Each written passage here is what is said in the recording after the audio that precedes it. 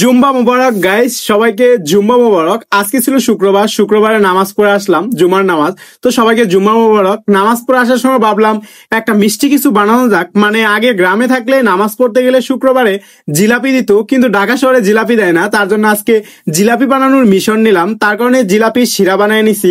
তারপর জিলাপির ডো বানানোর জন্য এখানে সামান্য পরিমাণ পানি নিয়ে হালকা কুসুম গরম পানিতে দিয়ে দিলাম একটু লবণ, আর তার সাথে বেকিং সোডা, আর দিয়ে দিব স্বাদ মতো চিনি, আর তারপর দিয়ে দিব এখানে আটা ময়দার গুঁড়া। আর তারপর এগুলো দেওয়া শেষ হয়ে গেলে এই যে দেখতে পাচ্ছেন এই গোটারটা গুলে নিতেছিলাম। আর বেটার যখন এরকম গোলা হয়ে যাবে তখন এই বেটারটা নিয়ে নিব, আর নিয়ে একটা বোতল নিয়ে নিব। আর বোতলের এই কাকটাতে আমি মাথায় একটা চুক্কা করে নিছি। তারপরে বোতলের ভিতরে আমি এই ব্যাটারটা সম্পূর্ণ ঢেলে নিব। সো গাইস দেখতে পাচ্ছেন সম্পূর্ণ ব্যাটার আমি এই বোতলের ভিতরে ঢুকিয়ে নিব। তো বোতলের ভিতরে ঢুকিয়ে নিয়ে সেই যে বোতলের ফুডি বানাইছিলাম সেই ফুডিটা আটকানোর জন্য সেই ফুডিটা দিয়ে এই বোতলের কাকটা মারে নিব। পরিষ্কার করে বোতলের কাকটা মারে নিছে। আর সো গাইস দেখতেই পাচ্ছেন এই যে আমার বোতলের কাকড়ি এইভাবে ঢাইলা দিতে হবে। তারপর কড়াইয়ে তেল দিয়ে ঢাকনা দিয়ে তারপরে তুলাই দিছে চড়াইয়া।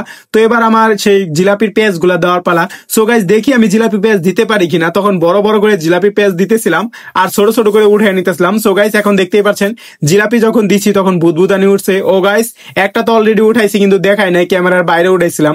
সো ভাবছিলাম প্রথম প্রথম জিলাপি কেমন না কেমন হয় তার জন্য আর কি। সো গাইস দেখাইছিলাম এই যে এইটা হলো দ্বিতীয়টা, আর ওইটা ঠাটটা মানে একটা লম্বা করে পেছানির মতো জিলাপি বানাইতেছিলাম কিন্তু লম্বাটা হয় নাই। তারপর ভাবলাম না, দেখার জন্য একটু সৌন্দর্য হওয়া, তার জন্য গোল গোল করে বানাই। সো গাইস গোল গোল করে বানাই দিলাম।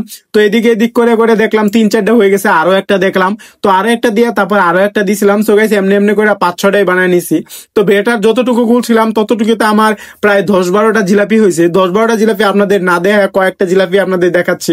প্রথমে তো জিলাপিগুলো আমি মশমশা করে ভাজিয়ে নিয়েছিলাম, ঠিকই আছে, কিন্তু মশমশা করে ভাজিয়ে নিয়ে আমি সেরাতে বেশি পরিমাণ ভিজানো রাখার কারণে এটা ক্যাতকেতা হয়ে গেছিল। তারপর দেখতে সুন্দর ছিল আর খেতেও খুবই টেস্টি ফুল ছিল, কিন্তু জিলাপি একটু নরম হয়ে গিয়েছিল। মানে আপনি বাসি জিলাপি যেমনি খান সেরকম হয়েছিল আর কি। সো এভাবে বাজা বাজা তারপর সবগুলো নিয়ে দিয়েছিলাম। যেহেতু ব্যাটার ছিল তার জন্য আরো কয়েকটা দিয়েছিলাম। আর এদিকটা দিতে তো গাইস দেখতেই পাচ্ছেন জিলাপিগুলো একদম আঙ্গুলের মতো গোল গোল গোল গোল আর মোটা মোটা হয়েছিল। আর যেহেতু কালারফুল হয়েছিল মানে দেখতেও সুন্দর দেখা যাচ্ছিল। এখানে কালারফুল হওয়ার কারণ হলো আমি মিঠাই দিছিলাম একটু, আর সেই মিঠাই দেওয়ার কারণে এটা একদম লাল লাল কালার হয়েছে। তো এবার মশমশা করে ভাজে নিয়েছিলাম আর একটা মশমশা এবার এভাবে খায়া দেখছিলাম, খুবই বেশি টেস্টি ফুল ছিল। তো এবার তো এটাও দেওয়া শেষ হয়ে গেছে। তো দেওয়া শেষ হয়ে গেলে আরো কয়েকটা দিব এভাবে আর কি। আর এদিক দিয়ে দেওয়া শেষ হয়ে গেলে একটু ভালোভাবে সাইকা সুইকা ভালোভাবে মশমশা করে ভাজে নিতেছিলাম গাইস।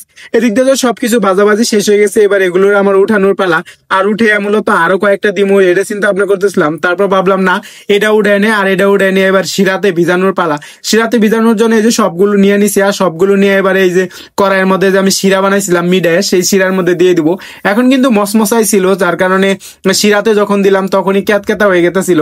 তো শিরাতে দিয়ে আমি 1/2 ঘন্টা ভিজাই আসলাম। সো গাইস আপনারা 1/2 ঘন্টা ভিজাইবেন না, 1/2 ঘন্টা না ভিজাইলে এটা দেখতে বেশি সুন্দর হইব, মানে খাইতেও বেশি টেক্সচার হইব। যদিও আমারটা দেখতে বেশি সুন্দর ছিল কিন্তু খাইতে একটু নরম ক্যাতক্যাতা ছিল। এটাই ছিল আমার ভিডিও। Tata, bye bye.